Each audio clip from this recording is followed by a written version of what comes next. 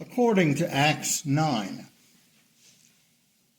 After his encounter with Christ on the road to Damascus, Saul of Tarsus, being temporarily blinded, was led by the hand into Damascus, where he went and lodged with a man named Judas, who lived on Straight Street. And he was there in that house, unable to see, and either unable to or disinclined to eat or drink, for 3 days and 3 nights. During that time, in a vision, Saul was shown a man named Ananias, who came to his house on Straight Street, laid hands on him, and restored his sight. And sure enough, the Lord appeared to Ananias and commissioned him to do that very thing. Now, Ananias, of course, protested because of Saul's reputation as a persecutor of the church, but he relented and did as the Lord told him. He went, found Saul, and laid hands on him, and immediately something like scales fell from Saul's eyes, and he was able to see again. Then he got up and was baptized, and after taking some food, he regained his strength. Now that is the timeline from the time that Saul was intercepted by the Lord on the road to Damascus to the time he was baptized, which period of about 3 days is covered in Acts 9 from verse 6 to the first half of the 19th verse. Because Acts 9:19 starts with the words, "And after taking some food, he regained his strength." Now, if you continue on from there and keep reading in Acts 9, it reads like this. Saul spent a certain number of days with the disciples in Damascus. Then all at once he began to preach in the synagogues that Jesus is the Son of God. But everyone who heard him was astounded and said, "Isn't this the man who in Jerusalem was destroying those who called on this name? And he's come here for the purpose of taking them as prisoners to the chief priest?" But Saul was being filled with more and more power and kept outmatching the Jews who lived in Damascus with his proofs that this one is the Christ. When this had gone on for long enough, the Jews conspired to kill him. But their plot became known to Saul. So they were watching the gates day and night, intending to kill him. But his disciples took him by night and lowered him in a large basket through an opening in the wall. And after that, according to verses 26 through 29, Saul went to Jerusalem to meet with the apostles. So according to Acts 9, at least according to Acts 9 as it most naturally reads, after Saul was baptized, the first thing he did was to spend time with his fellow disciples in Damascus, presumably learning the gospel of Jesus Christ from them. The second thing he did was to preach in Damascus, instigated the Jews in the synagogues and prompted them to conspire to kill him, prompting him to sneak out of town. The third thing he did was to go to Jerusalem to consult with the apostles. And the narrative that is presented to us in Acts 9 gives the distinct impression that this all happened in a short succession, one thing right after the other, which would place Saul's initial meeting with the apostles in Jerusalem just a few weeks after his conversion on the road to Damascus. But if you were here last week, or if you were paying really close attention to the chronology sometime when you were reading the book of Galatians, then you know that some of the things that Paul did immediately after he was baptized have been omitted from the account that Luke gives us in Acts 9.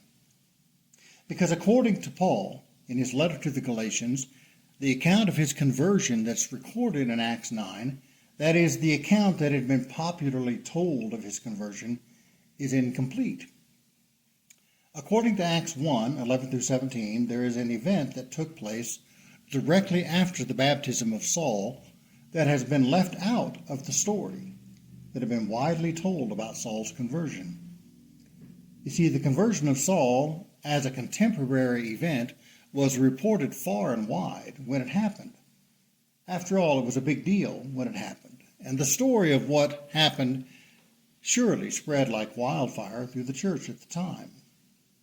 It was told often, and it appears that no one told the story more often than the Apostle Paul himself. The story of the conversion of Saul is told 3 times in the book of Acts alone, and 2 of those times it's told by Paul. Now, the first time it's told, at least in any written form that we know about, is here in Acts 9, where it's relayed to us by Luke. But where did Luke get his information? Who is it that relayed the report of the conversion of Saul to Luke? Well, it was Paul. It was Saul of Tarsus. Luke was not just a historian who interviewed the witnesses and compiled reports to put together this history of the early church and of the missionary journeys of Paul. He was a trusted friend and traveling companion to Paul. And we know this because Acts 16, Acts 20 through 21, and Acts 26 through 28 are written in first person. In those passages, the narrative of the book of Acts switches from third person, they, to first person, we. And because of this, we know that Luke was personally present for many of the events recorded in the book of Acts, including the Macedonian call, the conversion of Lydia, the imprisonment of Paul and Silas, the Macedonian mission, the death and revival of Eutychus, the journey from Troas to Miletus, the farewell address to the Ephesian elders, Paul's resolute journey to Jerusalem and his subsequent betrayal by James, the brother of the Lord, Paul's trial before Agrippa, and Paul's journey as a prisoner to Rome, including the violent storm and shipwreck on the island of Malta. So of the 30-some-odd years of Paul's life following his conversion, Luke was with him for at least 12 of those years. And during that time, Paul almost certainly told the story of his conversion on the road to Damascus every place that he preached. He would have told it in Jerusalem. He would have told it in Lydda. He would have told it in Joppa, Caesarea, Cilicia, Syria, Antioch, Troas, Miletus, Macedonia, Thessalonica, Berea, Athens, Corinth, Phrygia, Ephesus, and in all the places he preached the gospel. That's where Luke heard the story, because that's the story that Paul told over and over for 14 years at least, from 34 AD to 48 AD. But he told that story knowing that he was leaving part of the story out. But then, 14 years after the fact, something happened. Something changed. Paul, for the first time that we know of, stopped relying completely on in-person visits to the churches he had planted and began writing letters. Now, we don't know, at least not specifically, why Paul stopped relying completely on the spoken word and started relying on the written word. We can only speculate as to what might have prompted him to pick up the pen and begin drafting epistles to the churches that he was shepherding. The most I can say for certain is that I, for one, am extremely grateful that he did. And when he did, the first letter that we know of that he wrote was the epistle to the Galatians. And when he wrote to the saints at Galatia, the first thing he wrote about, the first topic he addressed, starting in verse 11 of chapter 1 of that book, was filling in the gap, remitting the omission that he had for the previous 14 years been leaving out of his account every time he relayed the story of his conversion. And what he tells us in that passage is that after he was baptized and after he had eaten some food and regained his strength, the first thing he did was to leave Damascus and travel to Arabia to receive direct revelation from Jesus about the gospel that he was to preach. And he spent 2 or 3 years in Arabia before returning to Damascus, which was the second thing he did after being baptized. And that was when he began spending time with his fellow disciples in Damascus. Only Paul is very clear in Galatians 1, 11 through 12, that he did not learn the gospel from his fellow Christians in Damascus, nor either did he learn the gospel from Peter when he later went to Jerusalem to meet the apostles. He makes that just as clear as he can in Galatians 2, Galatians 2:6 when he says, As for those who were held in high esteem, whatever they were makes no difference to me. God does not show favoritism. They added nothing to my message. No, when Paul returned to Damascus, he wasn't there to be taught by his fellow Christians. He was there to teach. And teach he did. That was the fourth thing he did after his conversion. He preached in Damascus, showing up the Jews in the synagogues every chance he got, aggravating them to such a degree that when they found themselves intellectually and biblically defeated in their debates with him, they, thinking that might makes right, conspired to kill him.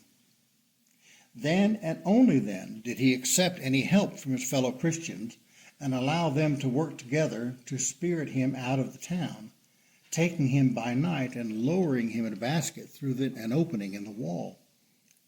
And that, at long last, is when he finally deigned to go to Jerusalem to meet with the apostles. Galatians 1:11-20. I want you to know, brothers, that the gospel I preach is not of human origin. I did not receive it from any man, nor was I taught it. I received it by revelation from Jesus Christ. For you have heard of my former life in Judaism, how I persecuted the church of God beyond measure and laid waste to it. I was advancing in Judaism beyond many of my own age among my people, and was extremely zealous for the traditions of my fathers. But when God, who set me apart from my mother's womb and called me by his grace, was pleased to reveal his Son in me so that I might preach him among the Gentiles, my immediate response was not to consult any human being. I did not go up to Jerusalem to see those who were apostles before I was, but I went to Arabia. Then later, I returned to Damascus. Only then, 3 years after my conversion, did I go up to Jerusalem to get acquainted with Cephas. I stayed with him 15 days, but I saw none of the other apostles except for James, the brother of the Lord. I assure you before God that what I am writing you is no lie. And all of that happened somewhere in the middle of Acts 9:19.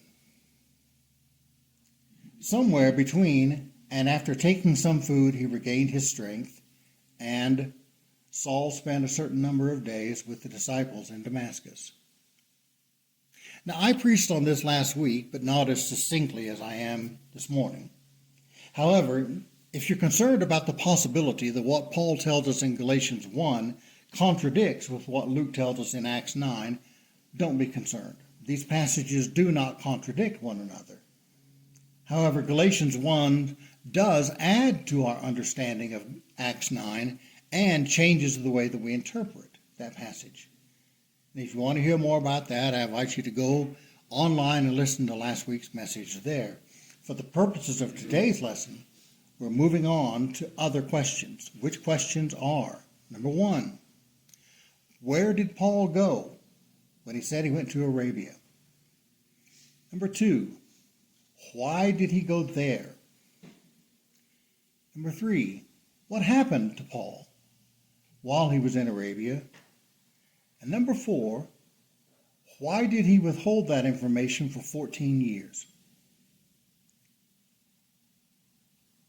Why is it that the first 500 times that Paul told the story of his conversion, he omitted the part about going to Arabia? Well, the answer to the first question is easy.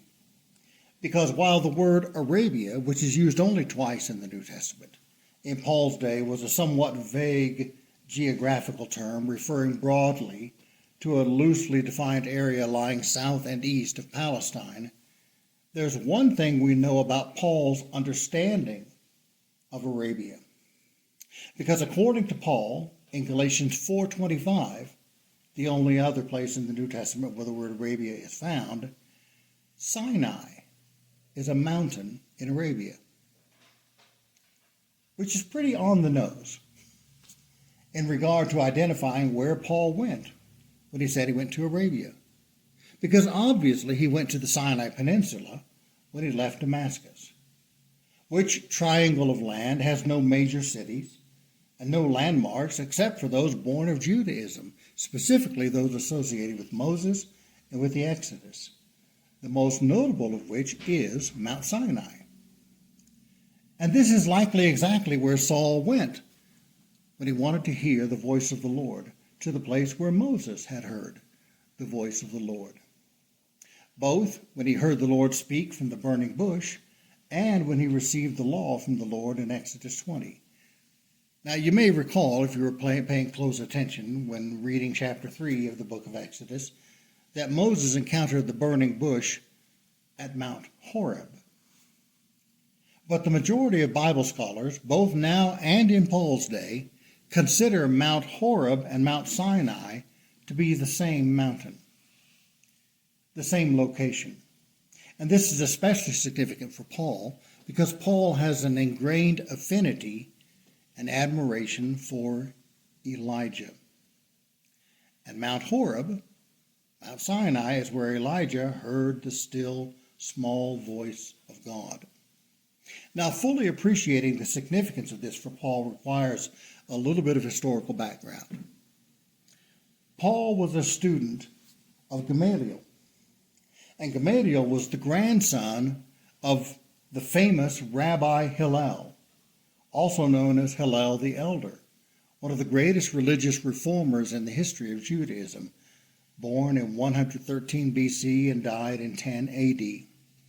Hillel was famously lenient, liberal, or what you might call progressive in his thinking, and found all kinds of ways to soften the sharp edges of the law of Moses.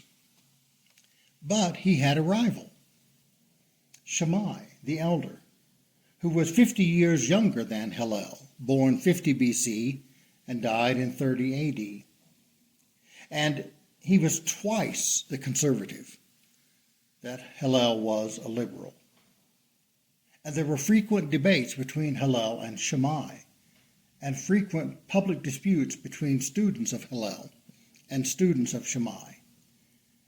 And the disputes between them weren't merely academic. No, they were fighting for the heart and soul of Judaism, because whose ideas won the day between Hillel and Shammai, those ideas would eventually become public policy for the children of Israel, law for Jewish citizens living in Roman-occupied Palestine in the first century.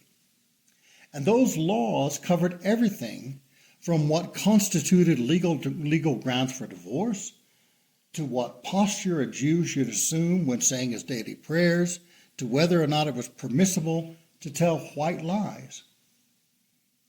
For instance, Shammai held that all lying should be illegal, and that no upstanding, law-abiding Jewish man of integrity should ever even so much as tell an ugly bride that she's beautiful on her wedding day. Whereas Hillel held that all brides are beautiful on their wedding day. But when it came to public policy, that was only the tip of the iceberg with Shammai, because Shammai held that it was the duty of every upright student of the law to enforce the law personally, and to take every measure at his disposal to keep Judaism pure, and to purge the land of those who would flout the law. And he was serious about that. According to N.T. Wright, in his teaching, Shammai lionized Phinehas, son of Eleazar, the son of Aaron, the priest, because Phinehas demonstrated a zeal for the word and will of God that went over and above the zeal of his fellow elders. Numbers 25, 1 through 13. While Israel was encamped at Shittim, the men began to indulge in sexual immorality with Moabite women, who invited them to participate in sacrifices to their gods. The people ate the sacrificial meal and bowed down before these gods. Thus Israel yoked herself to the Baal of Peor, and the Lord's anger burned against her. The Lord said to Moses, "Take all the leaders of these people, kill them, and put their bodies on display in broad daylight before the Lord, so that the Lord's fierce anger may turn away from Israel." So Moses said to the judges of Israel, "Each of you must put to death those of your people who have yoked themselves to the Baal of Peor." Just then, an Israelite man brought into the camp a Midianite woman, right before the eyes of Moses and the whole assembly of Israel, while they were weeping at the entrance to the tent of meeting. When Phinehas, son of Eleazar, son of Aaron the priest, saw this, he left the assembly, took a spear in his hand, and followed the Israelite into his tent. He drove the spear into both of them, right through the Israelite man and into the woman's abdomen. Then the plague against the Israelites was stopped, but those who died in the plague numbered 24,000. The Lord said to Moses, "Phinehas, son of Eleazar, the son of Aaron the priest, has turned my anger away from Israel. Since he was as zealous for my honor among them as I am, I did not put an end to them in my zeal. Therefore tell him, I am making my covenant of peace with him. He and his descendants will have a covenant of lasting priesthood, because he was zealous for the honor of his God and made atonement for the Israelites." You see, while all the elders of Israel were unhappy with their fellow citizens, who were adulterating their faith by giving themselves over to the Baal of Peor, all they did was stand before the tent of meeting and weep about it. But Phinehas took action. His zeal didn't just have a heart, it had legs. And God blessed Phinehas for his zeal, stating that his zeal wasn't just commendable, but that it was redemptive for the children of Israel. And because of his zeal, God made a lasting covenant with him and his descendants, that the sons of Phinehas might have a lasting priesthood among the children of Israel. Well, according to N.T. Wright, in his teaching, Shammai called his followers to act as the sons of Phinehas, and let their zeal for the Lord dictate their efforts to cleanse Israel of its dross. Thus, for instance, Shammai would have held Nehemiah as a faithful son of Phinehas. Nehemiah 13:23 through 27. At that time I again saw Jews who had married women from Ashdod, Ammon, and Moab. As regards their children, half of them spoke the language of Ashdod or the language of one of the other peoples, but could not speak the language of Judah. I reprimanded them and called down curses on them. I struck several of them and pulled out their beards and made them swear by God, "You shall not give your daughters to their sons, or take their daughters either for your sons or yourselves." Is this not how Solomon, king of Israel, sinned? Among all the nations was there never a king like him? He was loved by his God. God made him king of all Israel, and yet for him foreign women were causes of sin. Must we then hear it said that you too are committing this grave crime, playing traitor to our God by marrying foreign women? Now, Nehemiah's actions toward his fellow citizens weren't nearly as severe as the actions of Phinehas. Nevertheless, his zeal was the kind of zeal that Shammai sought to inspire in his followers. And again, according to N.T. Wright, Saul of Tarsus was a follower of Shammai. Saul was a student of Gamaliel, but he was a hostile student, which is one of the things that Gamaliel apparently liked about him. Gamaliel was a liberal in the tradition of his grandfather Hillel, but his star pupil, Saul of Tarsus, was a Shammite conservative. And he sharpened his arguments against liberalism in his debates against his teacher, Gamaliel. And Saul was following the teaching of Shammai to a T when he set out to purify the nation of Israel by purging it of Christians. Because Christians, as he saw them, apart from being blasphemers who believed that their rabbi, Jesus of Nazareth, was the Son of God, were also a bunch of progressives who were soft on the law. And as a proud son of Phinehas, Saul saw to it, and he saw it as his calling before God to persecute them with great zeal. That's the zeal that Paul was speaking of in Galatians 1:14. Whenever Paul speaks of his zeal for the Lord, his zeal for the law, being extremely zealous for the traditions of his fathers, he isn't talking about being a member of the zealot political party like Simon the Zealot.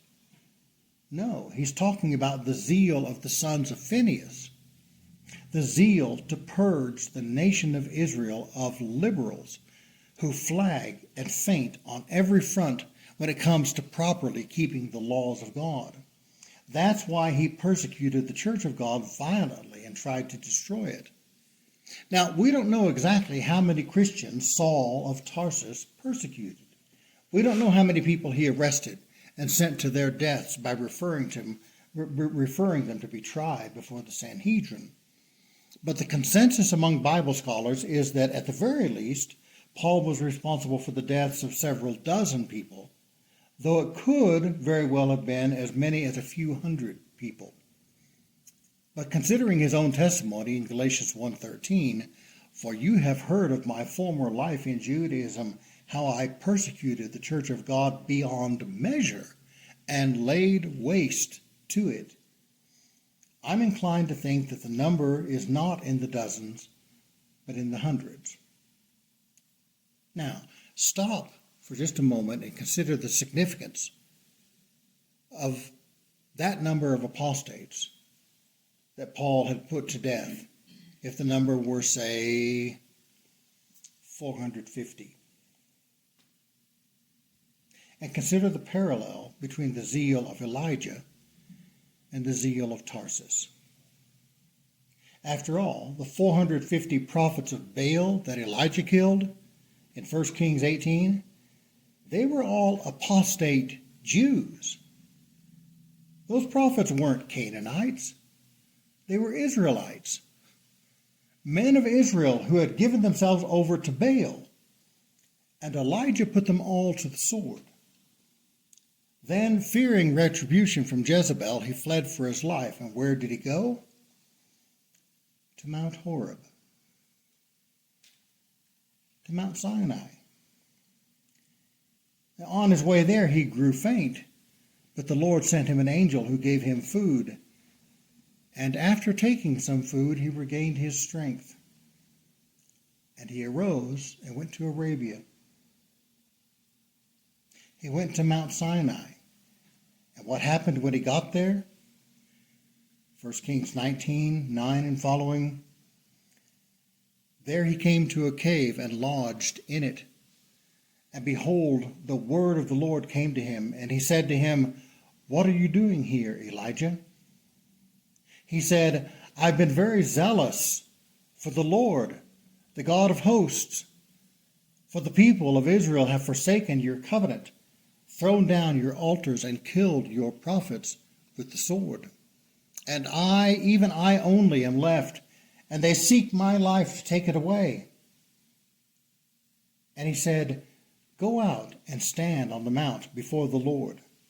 And behold, the Lord passed by, and a great and strong wind tore the mountains and broke in pieces the rocks before the Lord. But the Lord was not in the wind. And after the wind, an earthquake. But the Lord was not in the earthquake. And after the earthquake, a fire. But the Lord was not in the fire.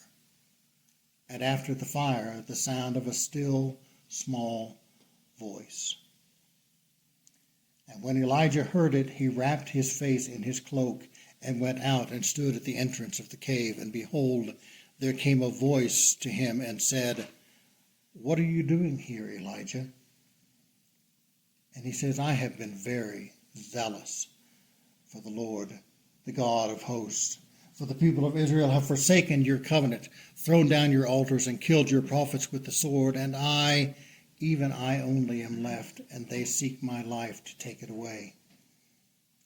And the Lord said to him, Go now, and return on your way to the wilderness of Damascus. Elijah was a man full of zeal for the Lord, and he expressed that zeal by purging Israel of its dross, putting those who had strayed far from the Lord to the sword. And in the teaching of Shammai, Elijah was regarded as a true son of Phinehas. And he was the poster boy for those who identified themselves as sons of Phinehas after the teaching of Shammai. And when he was confronted with the weight of what he had done, he went to Mount Sinai to consult with the Lord.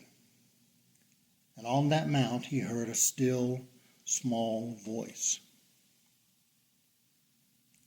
Likewise, Paul was responsible for hundreds being put to the sword, hundreds who to his mind had strayed far from the Lord. This was his expression of his zeal for the Lord. And when he was confronted with the weight of what he had done, he too grew faint.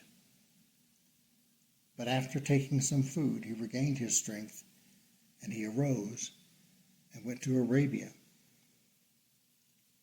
He went to Mount Sinai, to Mount Horeb, to consult with the Lord.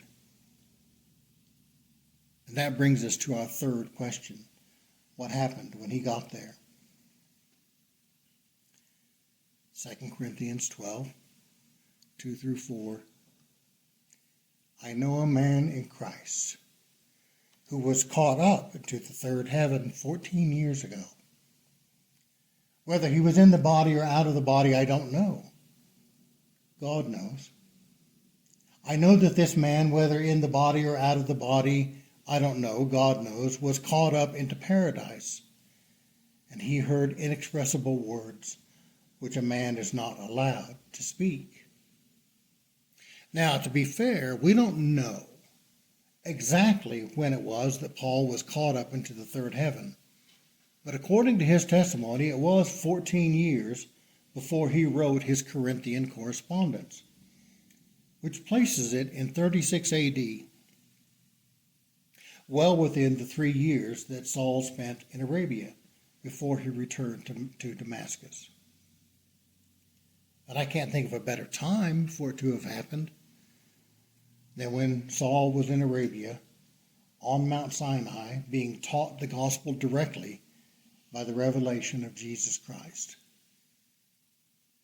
And if this is when Paul had his tryst with the Lord in heaven, then this also answers the fourth question. Why didn't he tell anyone? Why did Paul wait so long to tell anyone about his sojourn to Arabia? For 14 years he told the story of his conversion, always telling a shortened version of the story. In the story he told, he left out the part of him leaving Damascus, going to Arabia, going to Mount Sinai, consulting with the Lord, and then returning to Damascus before he started preaching. And he told that elided version of the story so many times that ended up being the version that was recorded in Acts 9.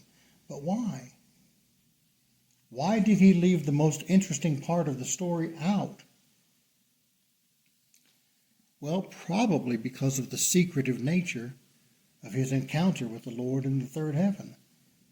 After all, while he was there, he was told things that he was forbidden to repeat.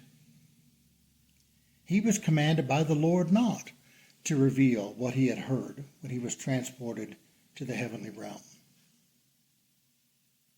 And consider Paul's former ways as a Pharisee, because Paul, being a conservative Jew, would have been extremely adept at building a fence around the law.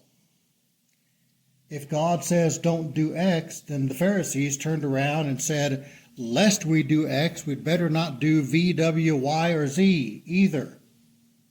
And they meant it.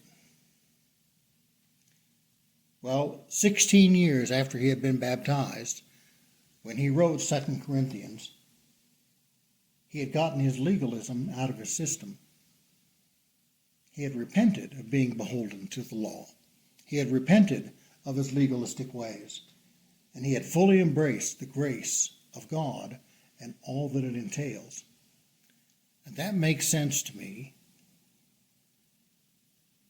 if we suppose that because he understood what it meant to be free from the law, he now had nothing to build a fence around.